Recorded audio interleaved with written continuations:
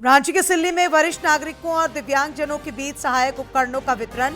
रक्षा राज्य मंत्री रहे मौजूद। कहा, वृद्धजनों के जीवन में खुशहाली लाने की यात्रा जारी। भू राजस्व मंत्री दीपक बिरुआ ने फर्जी डीड मामले पर लिया संज्ञान।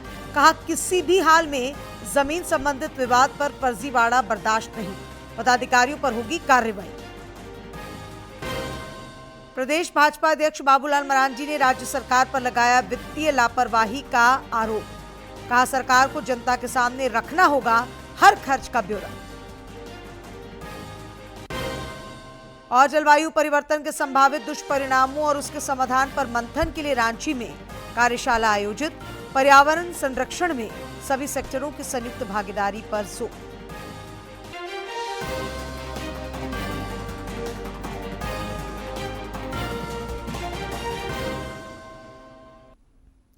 नमस्कार, खबरें झारखंड में आपका स्वागत है। मैं हूं डॉक्टर शीता आनंद और अब समाचार विस्तार से।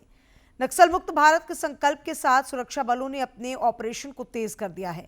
छत्तीसगढ़ ओडिशा सीमा पर सुरक्षा बलों ने मुठभेड़ में 25 नक्सली मारे गए हैं। गरियाबंद में 36 घंटे से अधिक समय से मुठभेड़ जारी है। केंद्रीय गृह मंत्री और अमित शाह ने इसे नक्सलवाद पर एक करारा प्रहार बताया है। का इनामी नक्सली जयराम उर्फ चलपति भी मारा गया है। सभी के शव और हथियार बरामद कर लिए गए हैं। मृत नक्सलियों में माओवादियों के सीनियर कैडर शामिल हो सकते हैं, जिनकी शिनाख्त की जा रही है। सुरक्षा बलों द्वारा एक एसएलआर सहित बड़ी मात्रा में आग्नेयास्त्र, गोला बारूद और आईईडी बरामद किए गए। रविवार रात से ही रुक रुक कर फायरिंग हो रही है। कुल्हाड़ी घाट स्थित भालू डिग्गी जंगल में 1000 जवानों ने 60 नक्सलियों को घेर रखा है। दरअसल 19 जनवरी की रात से ही ओडिशा के नुआपाड़ा जिले की सीमा से महज 5 किलोमीटर दूर छत्तीसगढ़ के कुल्हाड़ी घाट रिजर्व फॉरेस्ट में बड़ी संख्या में माओवादियों की मौजूदगी की खुफिया सूचनाएं मिल रही थी, जिसके बाद ओडिशा और छत्तीसगढ़ पुलिस और सीआरपीएफ कर्मियों द्वारा ओडिशा के नुआपाड़ा जिले और छत्तीसगढ़ के गरियाबंद जिले के सीमावर्ती क्षेत्रों में एक संयुक्त अंतर्राज्यीय अभियान शुरू किया गया था। केंद्रीय गृह मंत्री अमित शाह ने छत्तीसगढ़ में नक्सलियों के एनकाउंटर को बड़ी उपलब्धि बताया है। उन्होंने कहा कि हमारे सुरक्षा बलों ने नक्सल मुक्त भारत के निर्माण की दिशा में बड़ी सफलता हासिल की है। Operation of Odisha Police, Chhattisgarh Police and CRPF was launched last night on the border of Nuapada and Gariaband district of Chhattisgarh.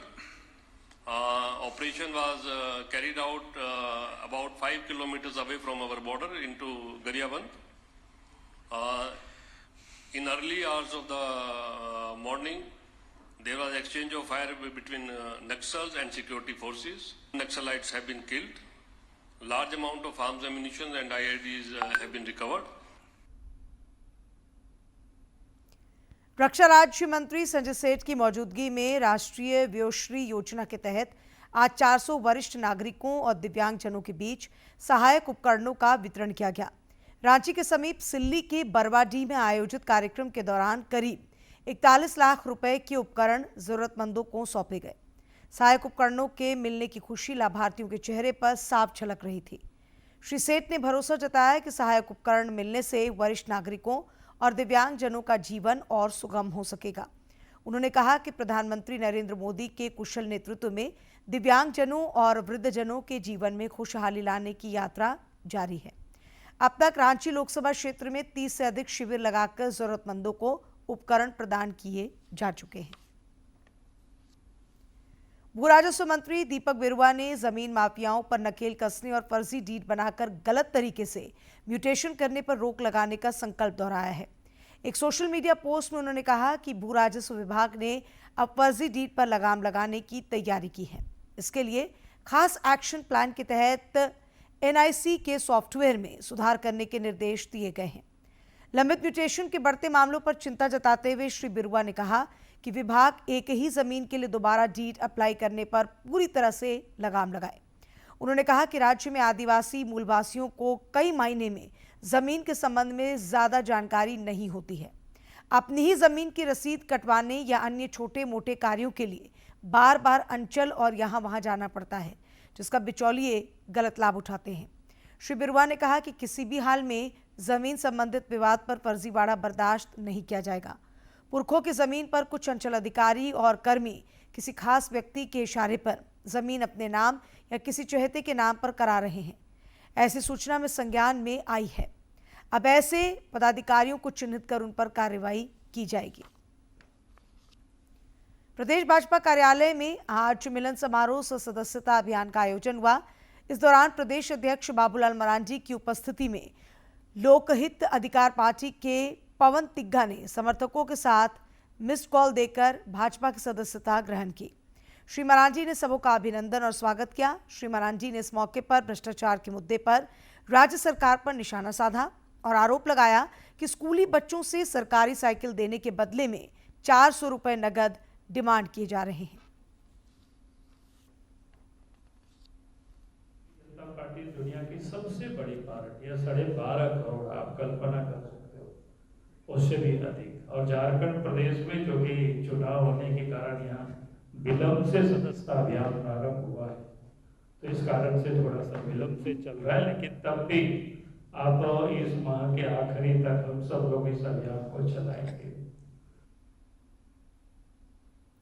Shri Marandi ने राज्य सरकार को वित्तीय अनियमितता और प्रबंधन पर भी घेरा है। एक सोशल मीडिया पोस्ट में श्री मरांडी ने आरोप लगाया कि हेमंत सरकार पिछले 5 वर्षों में आपदा प्रबंधन विभाग के 1300 करोड़ रुपए के फंड का हिसाब देने में नाकाम साबित हो रही है। उन्होंने कहा कि एक तरफ वित्त मंत्री राजस्व बढ़ाने के लिए महुआ शराब बनाने के प्लांट लगाने का बेतुका प्रस्ताव रखते हैं, तो दूसरी तरफ सरकार खजाने से खर्च किए गए हजारों करोड़ रुपए का हिसाब देने में असमर्थ नजर आ रही है। भाजपा के प्रदेश अध्यक्ष ने आरोप लगाते हुए कहा कि यदि इसी तरह अनियमितता और वित्तीय लापरवाही का दौर जारी रहा तो झारखंड को गंभीर आर्थिक संकट का सामना करना पड़ सकता है। उन्होंने कहा कि सरकार को हर खर्च का ब्यौरा जनता के सामने रखना होगा, क्योंकि ये जनता की गाढ़ी कमाई का सवाल है। इधर भाजपा के प्रदेश प्रवक्ता अमित मंडल ने भी इस मामले पर सरकार पर निशाना साधा है। उन्होंने रांची स्थित पार्टी कार्यालय में एक प्रेस वार्ता आयोजित कर सरकार पर कई गंभीर आरोप लगाए। उन्होंने आरोप लगाते हुए कहा कि पिछले कार्यकाल के दौरान राज्य सरकार ने 1300 करोड़ रुपए खर्च कर दिए हैं, जिसका कोई ऑडिट रिपोर्ट नहीं है।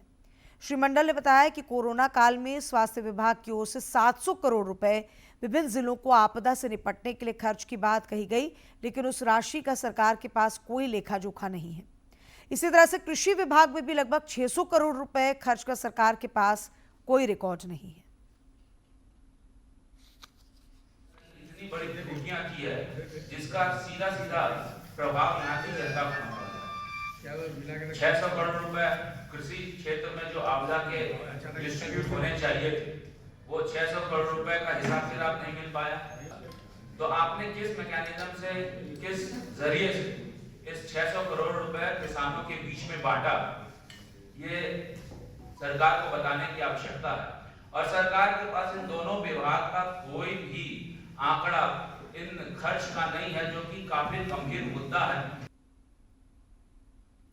प्रदेश कांग्रेस द्वारा आज धनबाद में बाबा साहेब डॉक्टर भीमराव अंबेडकर सम्मान मार्च आयोजित हुआ, जिसमें प्रदेश अध्यक्ष केशव महतो कमलेश, पूर्व मंत्री जलेश्वर महतो और अन्य नेता तथा कार्यकर्ता शामिल हुए। सम्मान मार्च के क्रम में नेताओं ने महापुरुषों की प्रतिमा पर माल्यार्पण कर उन्हें नमन भी किया। गोमो में भी सम्मान मार्च का आयोजन हुआ।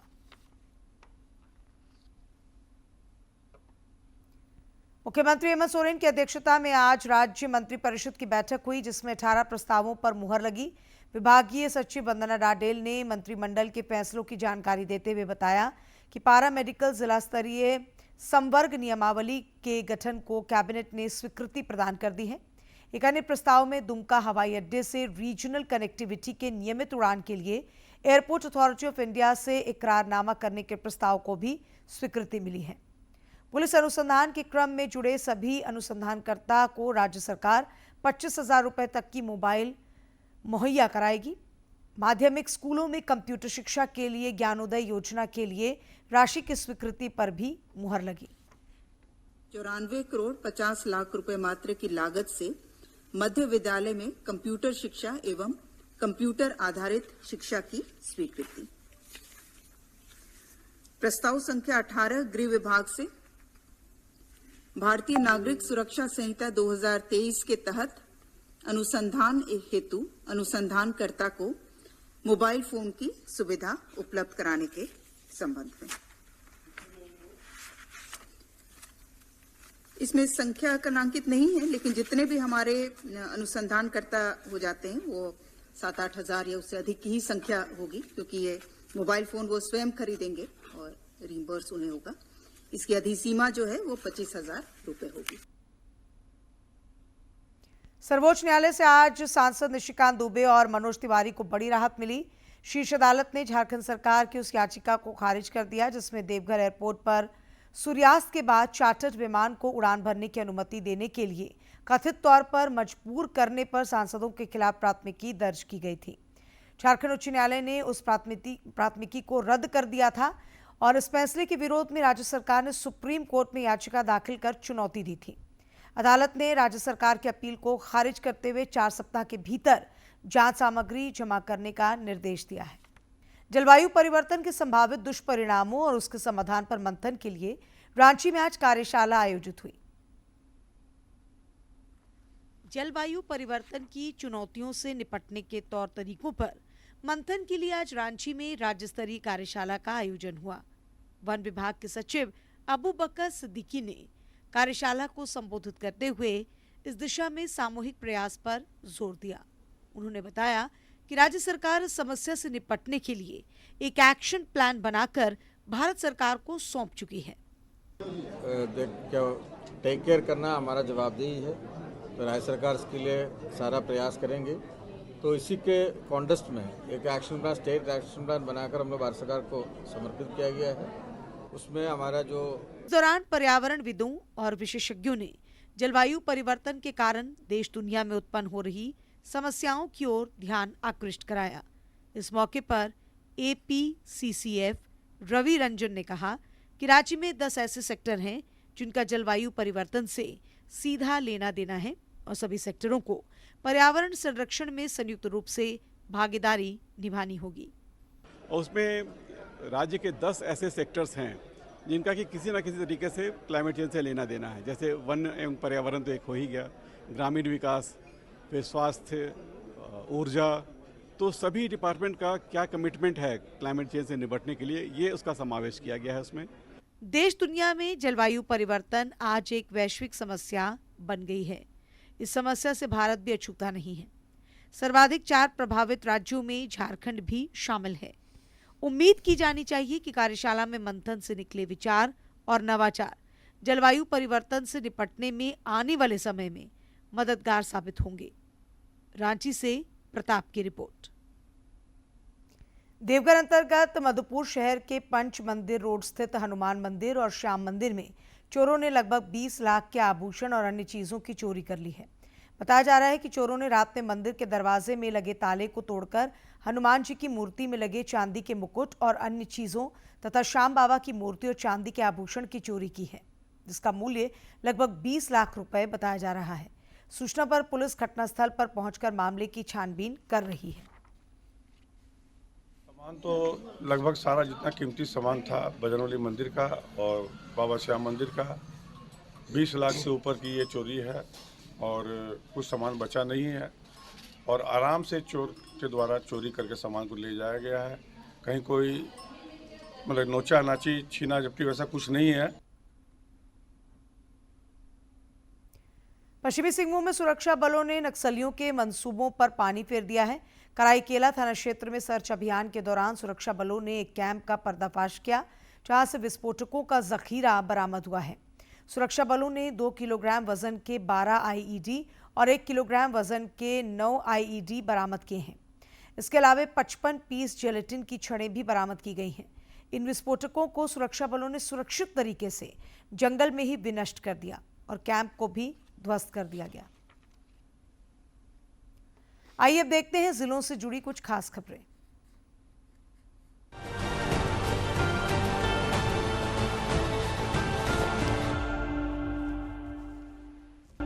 रक्षा राज्य मंत्री संजय सेठ ने आज रांची स्थित आवास पर लोगों से मुलाकात और संवाद किया। इस दौरान उन्होंने जन समस्याओं को सुना और समाधान के लिए सकारात्मक पहल की बात कही। रक्षा राज्य मंत्री सह रांची सांसद संजय सेठ ने आज सिल्ली प्रखंड के घाघरा में पीसीसी सड़क निर्माण कार्य का शिलान्यास किया। इस मौके पर बड़ी संख्या में महिलाएं और स्थानीय लोग मौजूद थे। श्री सेठ ने कहा कि जिस विश्वास के साथ उन्हें विकास की जिम्मेदारी दी गई है, वे उसे पूरा कर रहे हैं। रक्षा राज्य मंत्री ने सोनाहातू प्रखंड के काशीडीह में भी पीसीसी पथ निर्माण कार्य का शिलान्यास किया। विधायक उमाकांत रजक ने रांची में मुख्यमंत्री हेमंत सोरेन से शिष्टाचार मुलाकात की। इस दौरान उन्होंने मुख्यमंत्री को चंदन क्यारी विधानसभा क्षेत्र की विभिन्न समस्याओं से अवगत कराया, साथ ही उनके निदान तथा विकास योजनाओं के बारे में चर्चा की। पलामू के किशुनपुर ओपी क्षेत्र में डायन कुप्रथा को खत्म करने और लोगों को अंधविश्वास के प्रति जागरूक करने के लिए पुलिस ने सामाजिक कार्यकर्ताओं और स्कूली बच्चों के साथ जागरूकता अभियान चलाया। इस दौरान डायन प्रथा को खत्म करने के लिए बने कानून की भी लोगों को जानकारी दी गई। कांग्रेस के प्रदेश अध्यक्ष केशव महतो कमलेश ने धनबाद में पूर्व मंत्री मन्नान मलिक से उनके आवास पर मुलाकात कर उनके स्वास्थ्य की जानकारी ली। मौके पर पार्टी के अन्य नेता भी मौजूद थे। मंत्री हफीजुल हसन ने जल संसाधन विभाग के अधिकारियों के साथ उच्च स्तरीय बैठक की। इस दौरान आगामी वित्तीय वर्ष के लिए योजनाओं की रूपरेखा पर विमर्श हुआ। जल संसाधन मंत्री ने चेक डैम से लिफ्ट इरिगेशन के माध्यम से राज्य के ज्यादा से ज्यादा कृषि योग्य भूमि में जल पहुंचाकर किसानों को कृषि कार्य के लिए पानी उपलब्ध कराने पर जोर दिया। साहिबगंज उपायुक्त ने जानकारी दी है कि जिले के इंडोर स्टेडियम और राजमहल आउटडोर स्टेडियम में खेल बैंक की सुविधा उपलब्ध है। खिलाड़ी यहां से फुटबॉल, क्रिकेट, बैडमिंटन, वॉलीबॉल और अन्य खेल सामग्रियां लेकर अपनी प्रतिभा को निखार सकते हैं। गुमला उपायुक्त ने जिला मुख्यालय स्थित सदर अस्पताल परिसर में संचालित कौशल विकास नर्सिंग कॉलेज का दौरा किया। इस दौरान उन्होंने एएनएम की पढ़ाई कर रही छात्राओं से संवाद कर कॉलेज की स्थिति की जानकारी भी ली। गुमला के बिशुनपुर थाना क्षेत्र में संगठित अपराध के खिलाफ पुलिस और सुरक्षा बलों ने बड़ा छापेमारी अभियान चलाया। इस क्रम में देवरा गानी के जंगल में छापेमारी दल पर भ्रमणशील अपराधियों ने अंधाधुंध फायरिंग की। सुरक्षा बलों ने भी जवाबी कार्रवाई की। सुरक्षा बलों को भारी पड़ते देख सभी अपराधकर्मी घने जंगल में भाग निकले। मुठभेड़ के बाद सर्च अभियान के दौरान AK-47 और अन्य हथियार बरामद हुए। राष्ट्रीय सड़क सुरक्षा माह को लेकर जामताड़ा पुलिस और नेहरू युवा केंद्र की टीम ने जागरूकता रैली निकाली। इस दौरान लोगों को ट्रैफिक से संबंधित नियमों और सड़क सुरक्षा संबंधित जानकारी दी गई। जामताड़ा उपायुक्त ने गणतंत्र दिवस समारोह की तैयारियों को लेकर सभी संबंधित अधिकारियों के साथ बैठक की। इस दौरान उन्होंने मुख्य समारोह स्थल गांधी मैदान और अन्य स्थलों की साफ सफाई, परेड, प्रभात फेरी, झंडोत्तोलन, झांकी तथा सांस्कृतिक कार्यक्रम सहित अन्य विषयों की समीक्षा कर आवश्यक दिशा निर्देश दिए।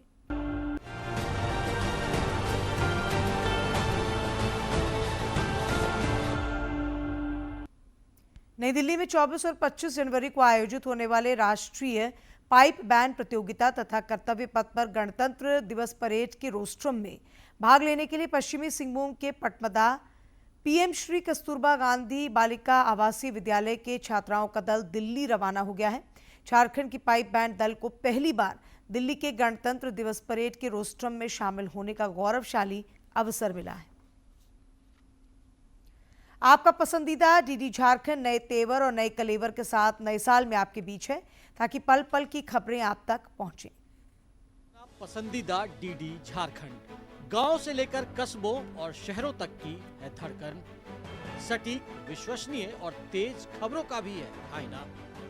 राजनीति के मंच से सत्ता के गलियारों तक, खेत से खलिहान और मनोरंजन से इंफोटेनमेंट तक, खेल के मैदान से रंगमंच की खबरों तक, सब कुछ देखिए हमारे प्रादेशिक समाचार में हर रोज दोपहर 12:30, शाम 6:30 और 7:30 बजे, सिर्फ और सिर्फ डीडी झारखंड पर।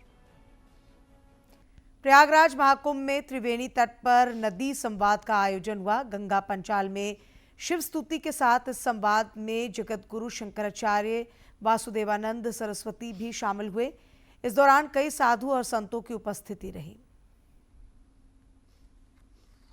से निकले अमृत कलश की बूंदों से अभिषिक्त प्रयागराज को कुंभ और महाकुंभ के आयोजन का गौरव प्राप्त हुआ, तो महाकुंभ में होने वाले संत मनीषियों के सतत वैचारिक मंथन से निकलने वाला रसामृत का पान करने पूरा भारत आता है। त्रिवेणी तट पर गंगा की गोद में गंगा पंडाल में शिव स्तुति, गंगा वंदन के साथ शुरू हुआ ऐसा ही एक वैचारिक मंथन, जिसका विषय था नदी संवाद। जगत गुरु शंकराचार्य वासुदेवानंद सरस्वती की उपस्थिति से कार्यक्रम की गरिमा बढ़ी, तो वहीं संत समाज से स्वामी महेश स्वरूपानंद जी, महंत साधमानंद, पंच अग्नि अखाड़ा सदगुरु डॉक्टर चारुदत्त पिंडले समेत अनेक संत मनीषी और विचारकों ने संवाद में हिस्सा लिया। कार्यक्रम में वक्ताओं का कहना था कि हमारी संस्कृति प्रकृति की पूजा करती है, पृथ्वी को मां मानती है, भागीरथी गंगा को हमारी संस्कृति में मां का सम्मान प्राप्त है। देश के समूचे भौगोलिक भूभाग को गोदावरी, कावेरी, नर्मदा और ब्रह्मपुत्र सस्य श्यामल स्वरूप और धन्य ध्यान से परिपूर्ण करती हैं। सभी नदियों का संरक्षण हमारा परम दायित्व है। आज नदियों पर संकट है। नदियां हमारी जीवन रेखा है।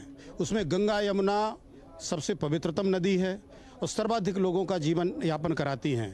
और आज अंधाधुंध भौतिक विकास के कारण और हम सब की लापरवाही के कारण ये प्रदूषित हैं, ये छिड़काव हैं। गंगा की अविरलता एवं निर्मलता के लिए 70% जल नदी की मूल धारा में बना रहे, यह सुनिश्चित किया जाना अनिवार्य है। इसके लिए आवश्यक है कि गंगा पर नए बांध न बने, सीवर और नालों के जल की अलग व्यवस्था हो, औद्योगिक अपशिष्ट किसी भी हाल में गंगा जी में न डाले जाएं। अध्यात्म से जुड़ना होगा। अध्यात्म से जुड़ेंगे तो समझ आएगा कि रहस्य क्या है, सत्य क्या है, क्यों पूजा करनी है गंगा माँ की, क्यों वो पूजनीय है। आप तब जाके उस कार्य को कर पाएंगे। या प्रथमा संस्कृति विश्वारा, हमारी जो भारतीय संस्कृति है ये सबसे प्राचीनतम संस्कृति है, इसी से सब निकला है, इसको जानना होगा। जो हमारी गंगा मैया है ये सिर्फ एक नदी नहीं है, it is our life force, हमारे अध्यात्म की लाइफ फोर्स है, प्राण शक्ति है। संवाद के मनीषी इस बात पर एकमत थे कि गंगा के साथ ही देश की समस्त नदियों की अविरलता और निर्मलता के लिए और गहन प्रयास की जरूरत है। नदी गंगा यह हमारे अध्यात्म का आधार है और यह हमारे देश की उन्नति का आधार है। नदी के बिना हम आध्यात्मिक ऊंचाइयों को प्राप्त करना, इसकी कल्पना भी नहीं कर सकते। हम लोगों का भी कर्तव्य है, हम सभी गंगा में पॉलिथीन या गंदगी या जो भी हम अपने तरफ से उसकी सफाई के लिए कर सकें करें और अपने देश को आगे बढ़ाएं। Any other river in the world, I'm from London, the Thames, you don't call it the Ma Thames, no. Give it Bharat Ma, Ma Ganga. माँ शब्द बहुत स्पेशल है, it's incredibly special and it's incredibly important that we protect this river, we protect माँ गंगा। गंगा भारतीय धर्म, संस्कृति, दर्शन एवं अध्यात्म की आधारशिला है।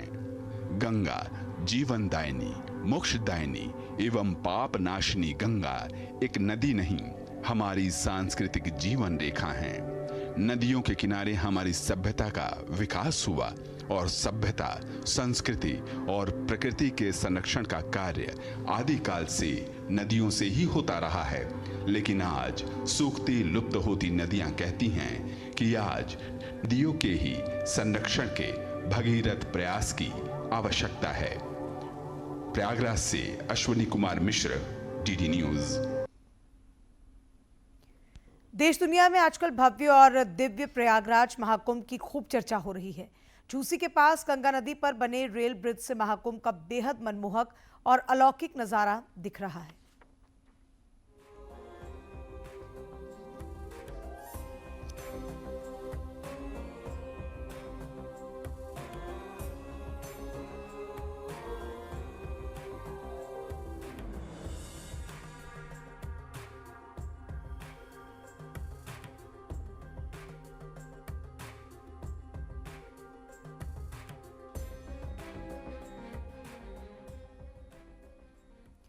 और अब बात मौसम की। राज्य में ठंड से थोड़ी राहत मिलने की उम्मीद है। रांची स्थित मौसम विज्ञान केंद्र के वैज्ञानिक अभिषेक आनंद ने बताया कि अगले 3 दिनों के दौरान न्यूनतम तापमान में 2 से 3 डिग्री सेल्सियस तक की वृद्धि हो सकती है, लेकिन उसके बाद के 2 दिनों में फिर से थोड़ी गिरावट के आसार हैं। अगले 3 दिनों में 2 से 3 डिग्री तक बढ़ेगा, मतलब ठंडे में थोड़ी सी कमी आएगी और जो हवा है वो अभी एक आध दिन तक दिन में आपको थोड़ा सा तेज़ हवा देखने को मिलेगा, जिस कारण कुछ ठंडक है और खिली हुई धूप देखने को मिलेगी। और फॉग की चेतावनी की बात की जाए तो आज मतलब 22 सुबह में जो झारखंड का संथाल का इलाका है वहाँ पे आपको कुछ घना कोहरा देखने को मिल सकता है अर्ली मॉर्निंग आवर्स में।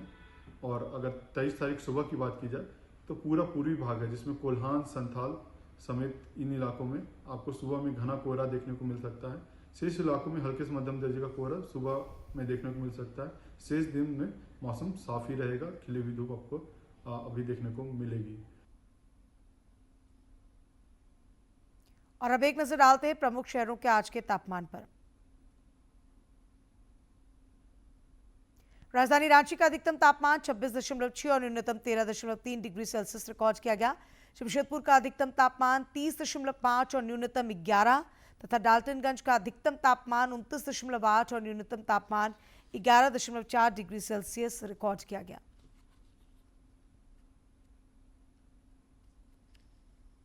प्रसार भारती ने ओटीटी प्लेटफॉर्म के क्षेत्र में कदम रखते हुए हाल ही में वेव्स की शुरुआत की है। यह डिजिटल मीडिया और ओटीटी दर्शकों को एक संपूर्ण इंफोटेनमेंट इकोसिस्टम देता है।